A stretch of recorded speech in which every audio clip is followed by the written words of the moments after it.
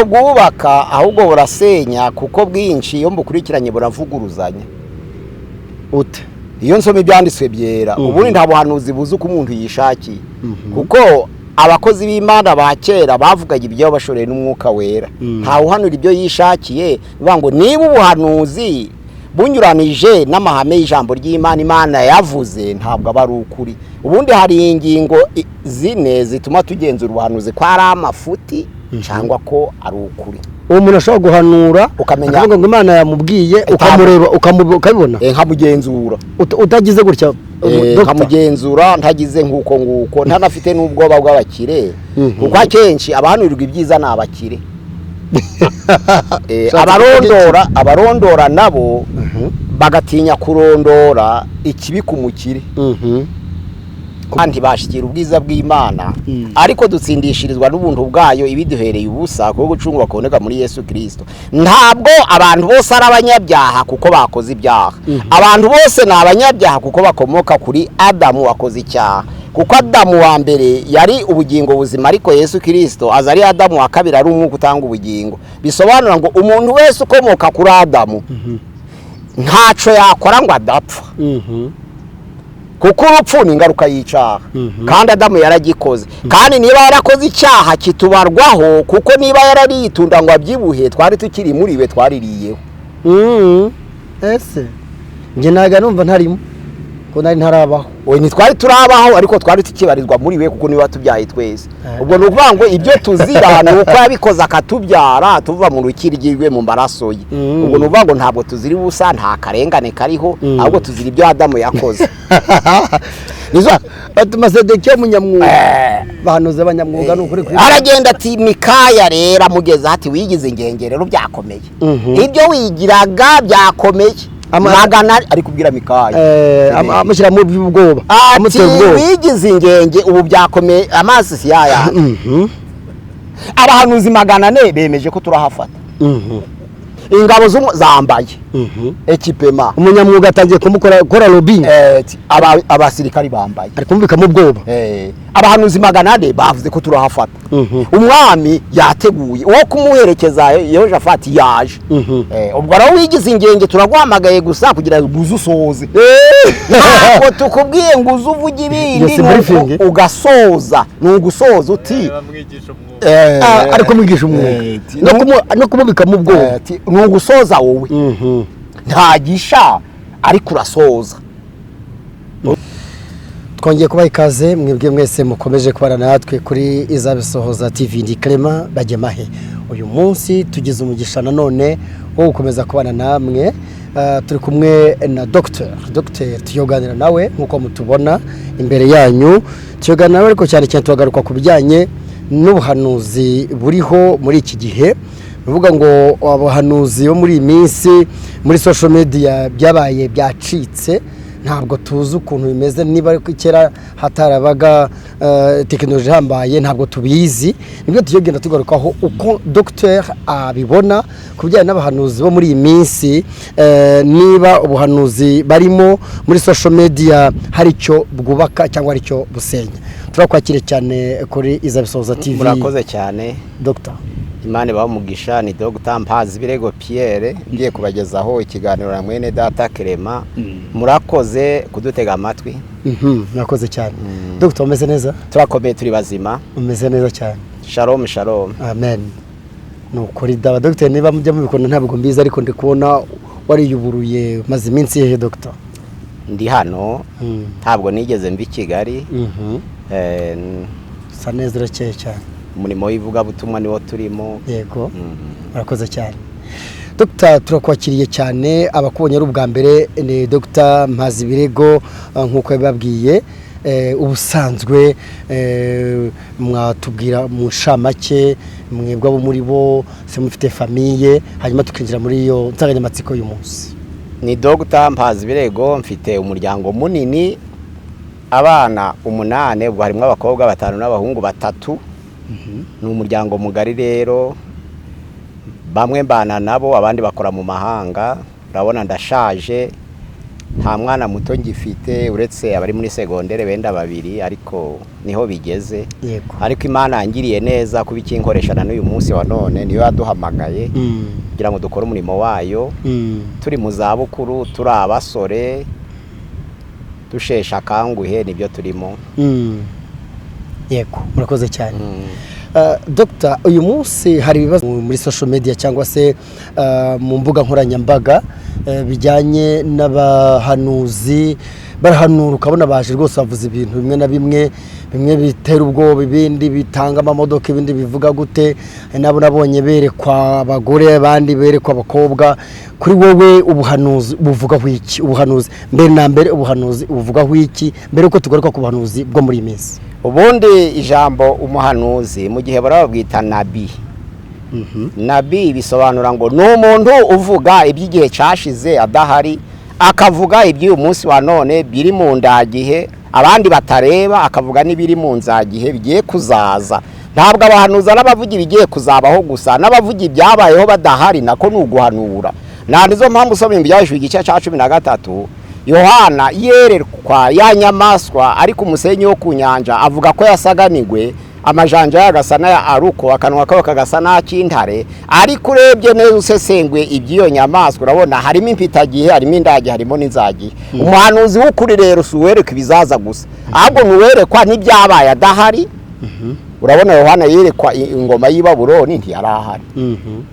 Akerekwa ibyo tugezemo abandi batareba kuko bamwitaga mu gifaransa ijambo bita hozene mu gihe burayo ariko mu gifaransa ni revoya kureba ibyo abandi batareba kandi mubihagazemo.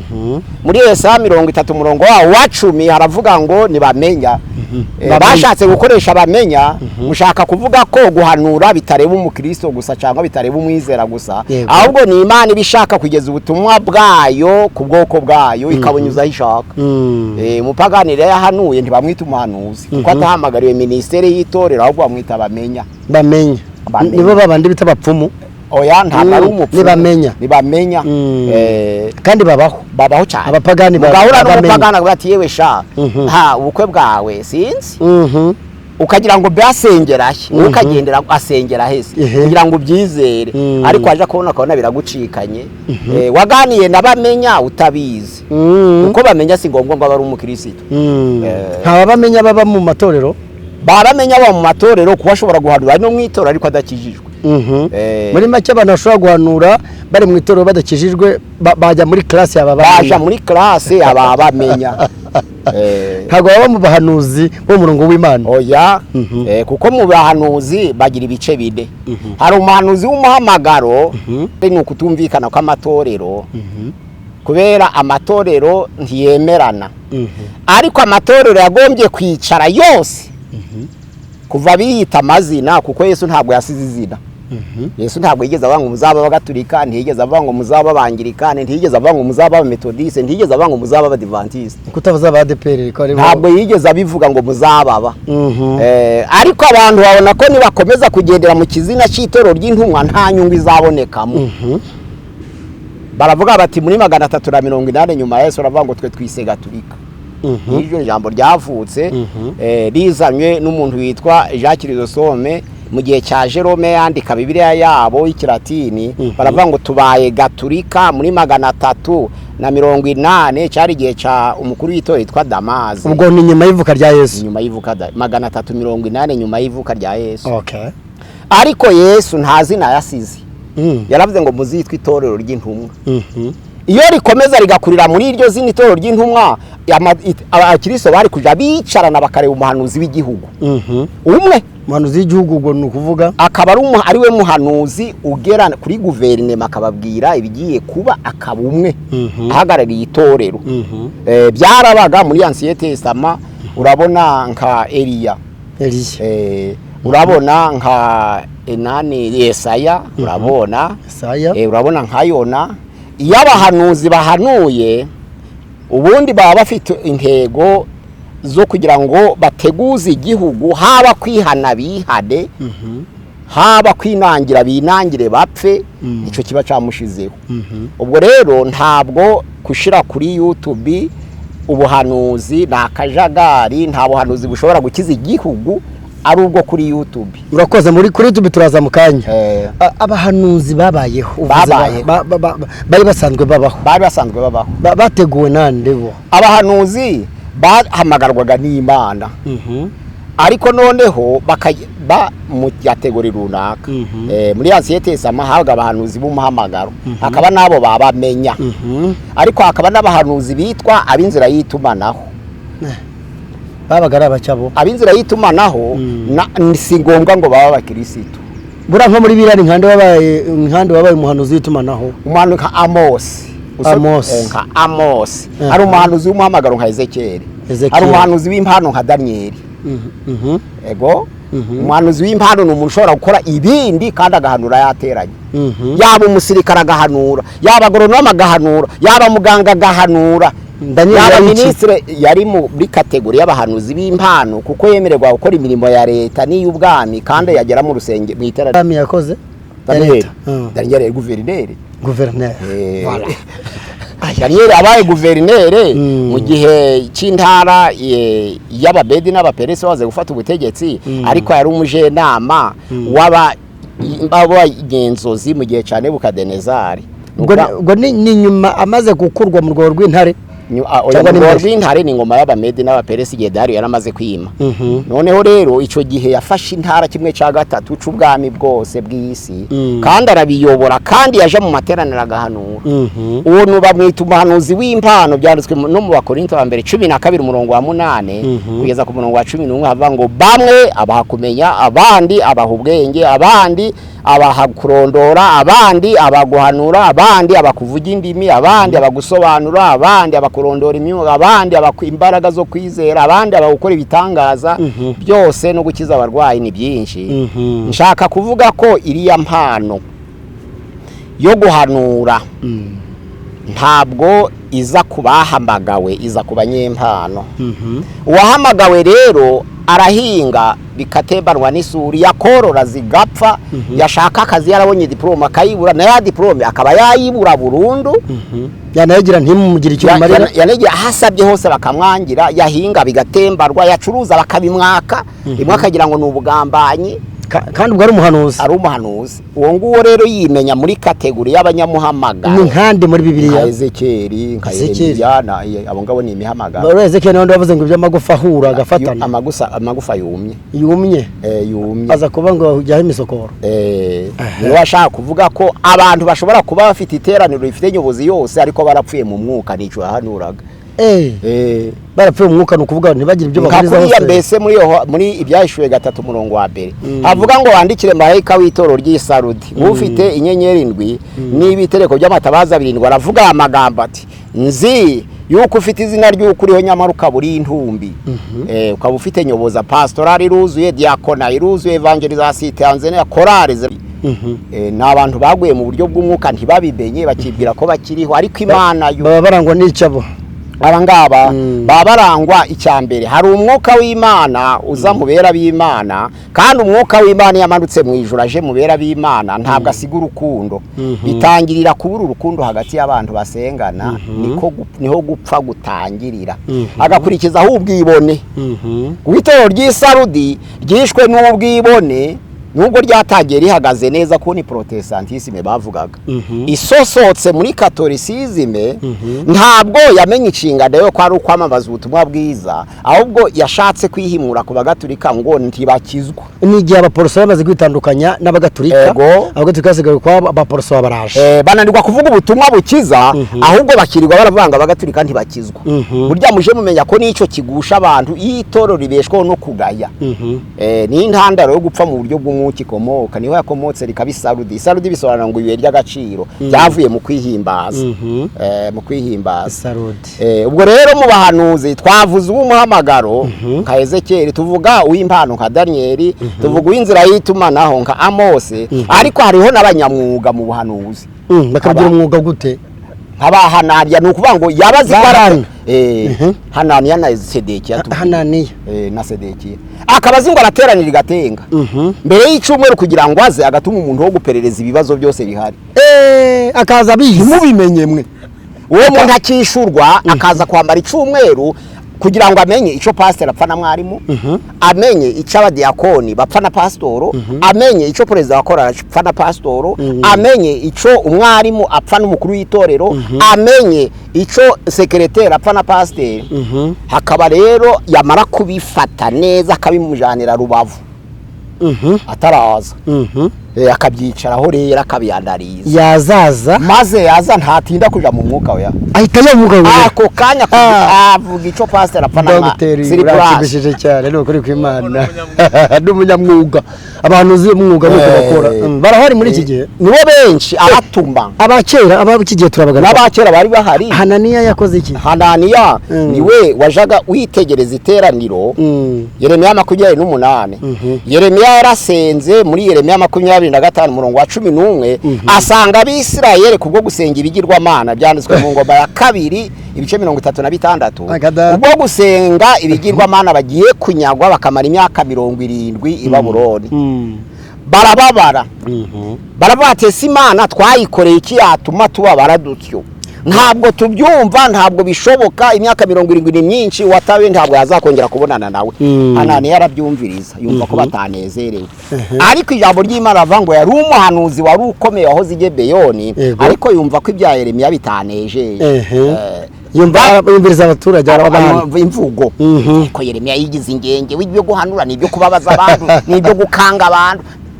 Bagiye mu iteraniro ako kanya bataricara bose abagiye mu mwuka. Aravuga ati Uwiteka agira ingabo aravuze ati nubwo byari byavuze za 70, ibyo 70 sibyo. Imana iravuze ngo ni 2. Iravuze ngo ni 2.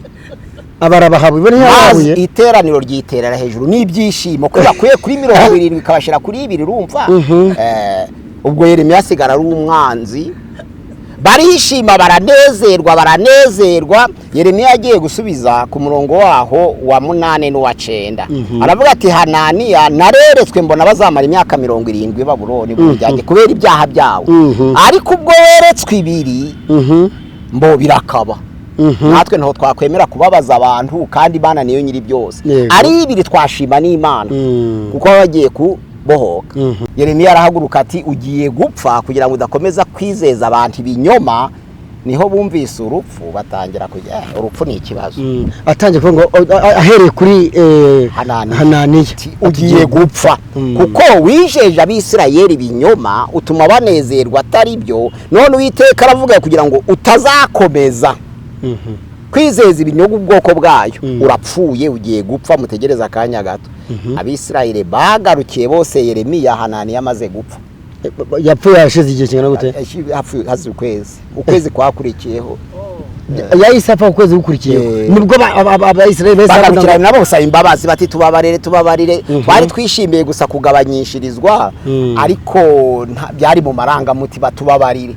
Ariko ko twari tumuzi w'ubuhanuzi, twari tuba wenda ni Imana yahinduye. Kandi Hananiya ari umuhanuzi w'umwuga, yari yarahanuye, yarabaye ukuri, ariko inyungu zituma yishira muri kategori y'umwuga. None haba muri ya kategori yo kuja guperereza akumva ibyo bakeneye akazabihanura. Uwo nani na Sedekiya ni mwari muri iyo kategori. Sedekiya ni mwari. Nawe yakoze amahano nk'ayo, kuko niwe batumye kuzana Mikaya. Bamaze kwicarana, Yehoshafati n'umwami Yahabu baricarana. Umwami Yahabu amutekereza uko bagiye gutera ngo bagaruza ko gace kigare yadihiramo tukazane harahacu, none turicecekeye. Umwami Yehoshafati aravuga ati ntabwo nemera guherekeza umuntu atabajije mu muhanuzi. Hanuza maze turebe ko ari byo. Abahanuzi 400 babaga ibwami, bari abanyamwuga, ntabwo bari abo muhamagaro, ntibari ab'impano.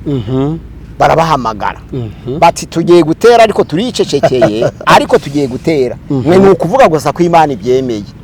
Noneho rero kuko bajaga mu mwuka bati okay wewe uja hariye, uwa kabiri akaja mu mwuka aja hariye, uwa gatatu akaja mu mwuka, barakurikirana Magadane babaruziye bari guhuza ko bagiye gutera kandi bakahafata. Nabwo mu mwuka bijyanagamo, ntabwo ari Imana yabajyanagamo, basimbukaga. None bana basimbuka none yaraba umwuga akaba n'umwuka wera yase. None bamaze kurangiza Yehoshafati arashidikanya bati ntabwo ndi kubyumva je ne comprends pas abantu 400 eski Imana bavugiramo kimwe ikindi abantu 400 basenga bavugiramo se uwo munsi bose rimwe cyangwa ivugira muri bamwe bakabwira abandi ntabwo byemera 400 ni benshi abayere ahabo nta wundi usigaye atarasiga ariko ndabona ko atari ngombwa no kumubwira kubera iki ati kenshi yaje ahushanya n'abandi yewe afata aravuga ati uwo nguwo niwe nshaka ataje ntabwo ndaguherekeza uwo nguwo uhushanya n'abandi niwe nshaka Yehoshafati agira amakenga ati 400 Imana iravuze bakavuga kimwe Imana iravuze yaraba n'abanyamwuga muza nundi Yehoshafati bakabuza nundi muza nundi atarahari yitwa de atitwa Mikaya ariko ndamwanga abami ba mbere ibice 22 murongo wa mbere kugeza ku murongo wa 8 harangwa arahari ariko ndamwanga aravuga arahari ariko ndamwanga kubera icyo umwanga ati ntahuza n'abandi Yehoshafati ataje ntabwo ndaguherekeza ubu niwe nshaka ahubwo nindi waje kumuzana ni Sedekiya batuma umunyamwuga batuma Sedekiya umunyamwuga bahanuza abanyamwuga n'ukuri kuri aragenda ati Mikaya rero amugeza ati wigize ingengerero byakomeye ibyo wigiraga byakomeye magana ari kubwira Mikaya amushyira mu by'ubwoba amutera ubwoba wigize ingenge ubu byakomeye amazi si yaya abahanuzi 400 bemeje ko turahafata ingabo zambaye ekipema umunyamwuga atangiye kumukora lobbying abasirikari bambaye ari kumvika mu bwoba abahanuzi 400 bavuze ko turahafata umwami yateguye uwo kumuherekeza Yehoshafati yaje ubwo araho wigize ingenge turaguhamagaye gusa kugira ngo uzusoze ntabwo tukubwiye ngo uzuvuge ibindi ugasoza nugusoza uti ariko mwigisha umwuga no kumubika mu bwoba nugusoza wowe ntagisha ariko urasoza urumva gusoza kwari ukuvuga ati nibyo wemeze ibyo abandi bemeje byageze gute Mikaya aravuga ati rero njyewe ntabwo ari uko nkora icyo Uwiteka ashize mu kanwa kanje nico mvuga ako kanya Sedekiya yicurishiriza amahembe arayakomanganya amahembe arayakomanganya y'ibyuma aravuga ngo Uwiteka nyir'ingabo aravuze ngo aya mahembe ahabuza azayakubitisha Isiriya kugeza igihe bashirira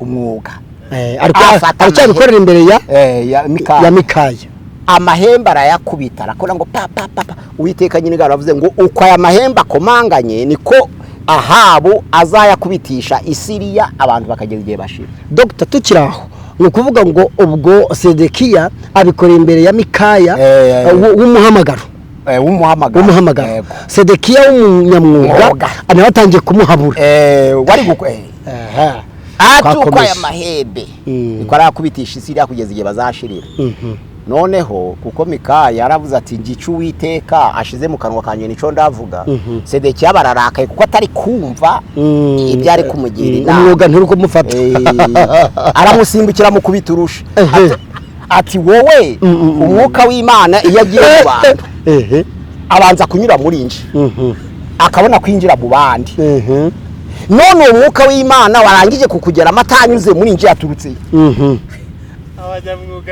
abanyamwuga ntabwo byoroshye Mikaya aramubwira tuzabimenya igihe uzaba wabuze inzira mwicumita mu mwinjiro mwabuze naho mwihisha uzabimenya ariko araza aramuzana amugejeje imbere ya Ahabu ati rero niwe wari usigaye niwe wari usigaye kugira ngo tubwire reba abasirikari kwanza abanza urebe bahagaze turabahanuzi 400 aho bari kuruhukira bavuze ko turatera igarede hiramoti tukahafata ubwo bagize imbere yande Ahabu baramuzanye Mikaya dutere cyangwa turorere ubwo nduri kumubaza umwami nde Ahabu okay nagize ni Yehoshafati Yehoshafati uvango yari w'Ubuyuda Ahabu ari w'Isirayeli nuko bati dutere cyangwa turorere ariko asubiza ati kunkumuye Mikaya ntabwo yagize ngo oya kandi abandi bose babikoze ntabwo yabigize ngo oya kwaje babikora se yego nyine kugira ngo bemeze abantu akikubita hasi akamara iyo iminota 10 kugira ngo bavuge ngo biri kuza biri kuva ku mana ngo ubwo biri kuza cyahagurukanye rero kiba gifite imbaraga nuko we ntiyagira guca aravuga ati ngaho mutere umwami Yahabu nawe yanga ntiyemera bati ngiye kukurahiza abonye Mikaya abivuza ari nko kubikura imbere afite assurance ati ngaho mutere ndakurahiza ngire kangahe dutere cyangwa turorere aravuga gusa ati cy'Imana yanyeretse nabonye ingabo za Israel zatatanye barabaza ngo bese barani bande baravuga ngo ni impezi itagira urwami ngo buri wese nataha amaramasa ati nico nabonye ababwiye yo Jafata sinakubwiye twambura ingabo kubera umuntu umwe 400 bavuze ngo turahafata ingabo ziteguye ego nani ibikoresho byaraguzwe none kubera uyu gusa tureke twambura abasirikare nuko aravuga ati ndategetse ngo umukuru wa prison yitwaga Amoni ati ndategetse ngo mujane iki kigabo hariya mu mugaburira umwanda ibyo kurya by'agashinyaguro n'ibyo kunywa by'agashinyaguro agwemo kano siri plus umuntu ahangara reba ingabo zambaye ahushanye n'abahanuye ko turahafata umuntu umwe gusa muje kugifunga kigwemo aravuga ati rubanda murarebe ndagiye kandi ndapfuye ariko mwami Ahabu nugaruka uzamenye kuiteka atavugiye muri nje ngaho nje ndapfuye yego ariko nugaruka mahoro uzamenye ko Uwiteka atari yavugiye muri nje baramujana ubwo ingabo ziragenda niwe barashe mbere Ahabu bapfuye gufora none amateka apfa mbere ya Mikaya wakiri muri purize ategereje kwicwa n'ibyo kurya by'agashinyaguro yego Ahabu baramurasa ariko nyine kuko ryari itegeko ry'umwami mbo nta warivuguruza kuko na Yezebeli yarakiriho urumva ntabwo yararamukuramo akoze cyane Dr. Aho njaka niyo yavuga rero abahanuzi bo kuri social media ntaco bafasha igihugu turebye imikorere ya Eliya tukarera imikorere ya Yesaya tukara nuko Yona yakoze amatorero yarakwiriye kwicara agatoranya umwe uvugana n'ubutegetsi kuko nta mwamutera atavuganye n'umuhanuzi ariko nta n'umuhanuzi wamamaza ibigiye kuba mu gihugu ataganiriye n'umwami. Nshuti bakunzi twababwiye ko ni Dr. Mpazibirego nkuko yabibwiye abahanuzi muri iki gihe muri iyi minsi bafite ukuntu bari kugaragara cyane cyane ababaza kuri social media cyangwa ku mbuga nkoranyambaga tubagezeho Dr. yatubwiye igiciro bitandukanye by'abahanuzi n'ibyagiye bigaruka n'ibyagiye bigaragara kandi benshi ndagira ngo muri ibyo byiciro benshi baragaragara ahantu hatandukanye bagaragara ahantu hatandukanye urabona umuhanuzi Eliya ntabwo yamamazaga mu Bisirayeli bigiye kuba atagiye kubwira umwami kuko umwami ibifite uruhare mu mihindagurikire y'isi ibifite uruhare mu mihindagurikire y'isi umwami agomba kubigiramo uruhare Imana niyo yamutoranije uko yaba ari kose nizo mpamvu no guhinduka ku isi agomba kubigiramo uruhare umuhanuzi raganira n'umwami kandi nta mubwira ngo Imana igiye guhana gusa ahubwo aramubwira ngo nudakora ibirahana ubundi uhanuzi ni conditionnel uhanuzi ni conditionnel babati mwami kora ibi ni kuiteka nyine ngabavuga kugira ngo habe umutuzo nutabikora Imana iravuze ngo hariya Yona dusomye mu buhanuzi bwa Yona Imana imaze kumutuma kugira ngo aje ininiwe kugira abaturage bininiwe aya magambo aravuga ngo Yona 3 ku murongo wa 6 aravuga ngo ijambo rigera ku mwami wininiwe ahaguruka ku ntebe ye y'ubwami yiyambura umwambaro we yambara ibigunira yicara mu ifu ategeka itegeko n'abatware be n'intebe n'abacyamanza bininiwe bati umuntu wese kugira ico asogongeraho kandi amatungo y'amasho n'imikumbi bye kurisha kandi bye kunywa amazi, ahubwo abantu n'amatungo byose byambara ibigunira, abantu batambire Imana bakomeje kandi bahindukirire umuntu wese areka inzira ye mbi, nuko bareka urugomo bagira. Nta ubizi ahari aho Imana yahindukira ikigarura ikareka uburakari bw'inkazi yari ifitiye ntiturimbure. Okay. Urumva ko ico umwami akoze ni Imana igendera, ivuze ngo ihane ukihana Imana irahindura. Abantu benshi bakuyiteka ateye ubwoba, wewe nyine yisubiraho yigana abayuda kwambara ibigunira uko babigenzaga, arabyigana, ariko Imana iratabarira bati ntimugipfuye ubwo mwabyemeye. Imana rero igendera ku cerekezo c'umutima w'umwami, ntikiyitegeke ariko caba ciza kiranezeza rubanda, Imana ikakigendera. Okay. Dr. Icyaha kuki niba icyaha gitwa gutuma Imana kwica cyangwa cyica bikaba bikorwa, ibyaha bikaba bikorwa no kubera iki, kandi n'abasenga bakaba bijyamo tugiye kugaruka ko bahanuzi b'iki gihe, ariko kucyavuga ko ugashyizemo ngo icyaha kireca kandi abantu bigaragara ko bakunda ibyaha. Hariya muri Abaroma igice cya 3 umurongo wa 23 haravuga ngo bose bakoze ibyaha ntibashikira ubwiza bw'Imana, ariko dutsindishirizwa n'ubuntu bwayo ibiduhereye ubusa kuko gucungwa kuboneka muri Yesu Kristo. Ntabwo abantu bose ari abanyabyaha kuko bakoze ibyaha, abantu bose ni abanyabyaha kuko bakomoka kuri Adamu wakoze icyaha, kuko Adamu wa mbere yari ubugingo buzima, ariko Yesu Kristo aza ari Adamu wa kabiri ari umwuka utanga ubugingo. Bisobanura ngo umuntu wese ukomoka kuri Adamu ntaco yakora ngo adapfa, kuko urupfu ni ingaruka y'icyaha, kandi Adamu yaragikoze. Kandi niba yarakoze icyaha kitubarwaho, kuko niba yarariyitunda ngo abyibuhe twari tukiri muri we twaririyeho. Ese nge naga numva ntarimo ko nari ntarabaho, we ntitwari turabaho, ariko twari tukibarizwa muri we kuko niba tubyaye twese. Ubwo ni ukuvuga ngo ibyo tuzira ni uko yabikoze akatubyara tuva mu rukirigirwe mu maraso ye. Ubwo ni ukuvuga ngo ntabwo tuzira ubusa, nta karengane kariho, ahubwo tuzira ibyo Adamu yakoze. Nizo mpamvu urara mu masengesho utagiye gusenga akaza akakwiciramo. Uruhinja rw'uruziranenge umuntu akaza akarufata akarujugunya muri toilette kandi Imana ikabirekura, kuko narwo rukomoka kuri Adamu. Ntabwo ruzira icyaha cyarubuza ubugingo. Yaba nawe iri mu masengesho ukaba wikiraniwe n'Imana, ntabwo wakoze icyaha cyakubuza ubugingo, kuko ic'Adamu nico kwica imibiri, n'ic'inkomoko nico kwica imibiri, ariko icya rusangi n'icya gatozi ni ibyo kwica ubugingo. Nuvuga ngo hari bine, hari intambwe enye. Murakoze igihe cyacu cyagarukaho butaha. Reka dukomeze muri iyi minsi abahanuzi bica kuri YouTube rwose ntacyo bufasha.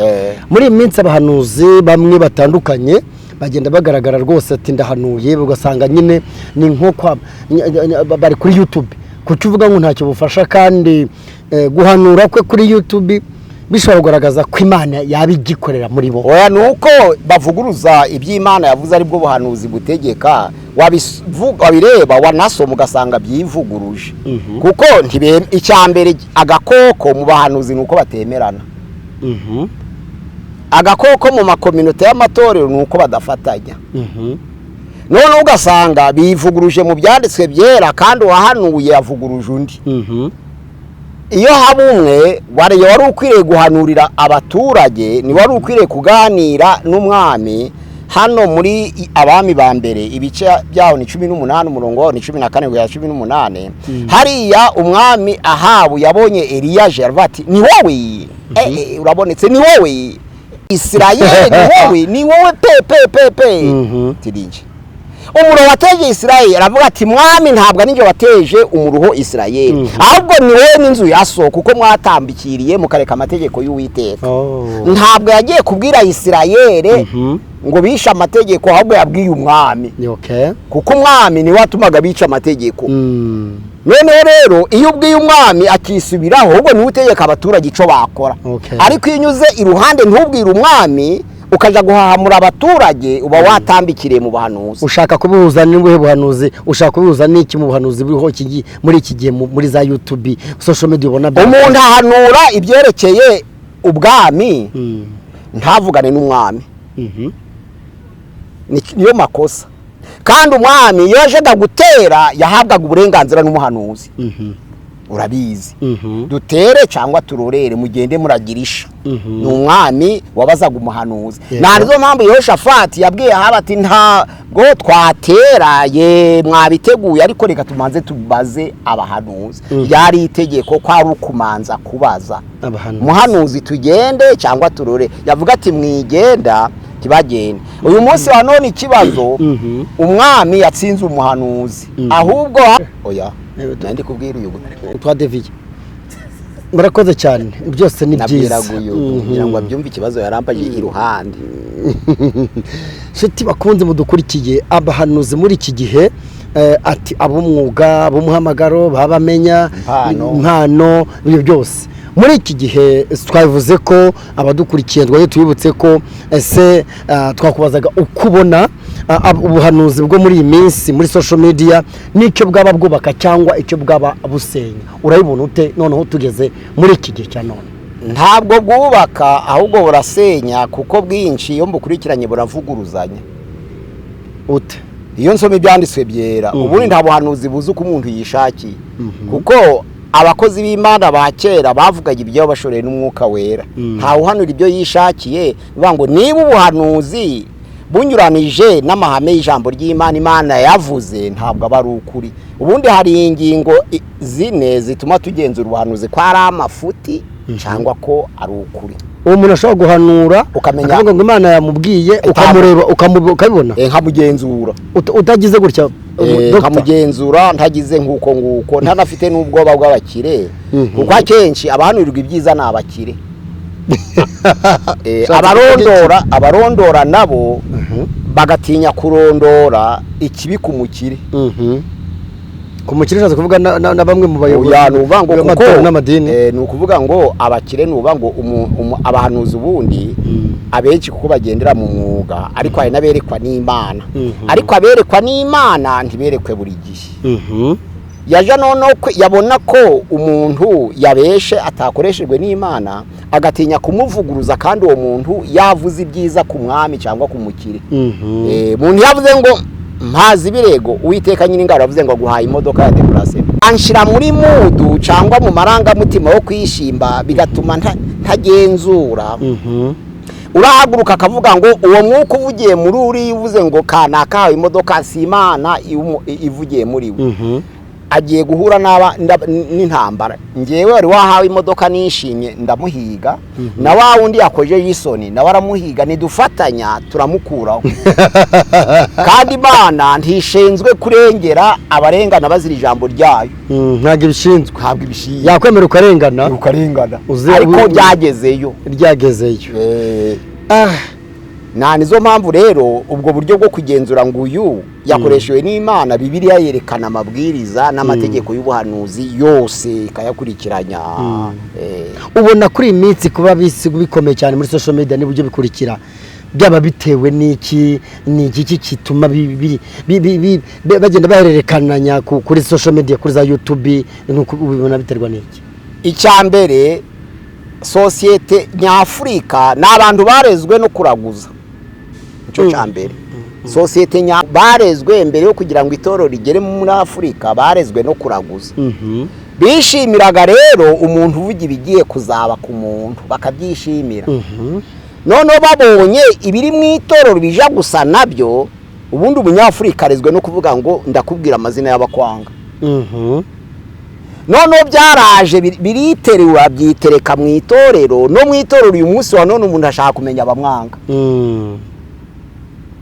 ibyo byo kumenya rero ibigiye kuzaba ngiye kumenya uko umukobwa wanjye azagira urushako ngiye kumenya uko nzarambagiza bigacamo uko kuraguza kuracariho babizaniye mu buhanuzi biza mu itorero ese mu itorero cyane mu idini twavuga mu idini kuko twavuga idini itorero ni rimwe bimaze kuza mu idini abantu abari byo bubakaho yego ushatse wareka no kugura Bibiliya ariko ukavuga ibigiye kuba ushatse noneho babivuga nko mu marushanwa icyatumye kuri social media bikabya kwihuta nuko byahawe umudendezo icyo ni cyambere kandi buri wese akaba ashaka kugira izina ry'ubuhanuzi buri wese ashaka kugira izina ry'ubuhanuzi kuko ari ryo abanyafurika bahicubahiro bivuguruza Bibiliya itayivuguruza ntaco akabashaka iki ubwo kumenya ibigiye kuzaba no kugira ngo namenyekane ko avuga ibizaba bya akunguka iki akunguka ko abantu bamubwigirira ikizere ngo akorana n'Imana hanyuma mu buryo busanzwe akaba akunguka iki akabona iki oya nubanga igituma abapfumu badashira abantu babapagani nuko yaba abapfumu bavuga ntibisohore abantu babavaho bakaza ku Mana ariko ku bapfumu barabivuga bigasohora bimwe no mu bisengero bakabivuga bimwe bigasohora akabati hose ni kimwe hari uburira mu rusengero akakibona ku mupfumu undi yaburira ku mupfumu akagaruka kibonera mu rusengero icyo gihe rero nizo mpamvu abapfumu batazashira n'abahanuzi mu rusengero b'umwuga rero ntibashobora kuzashira kuko abantu bashaka kumenya ibibazengurutse yego washatse kubaza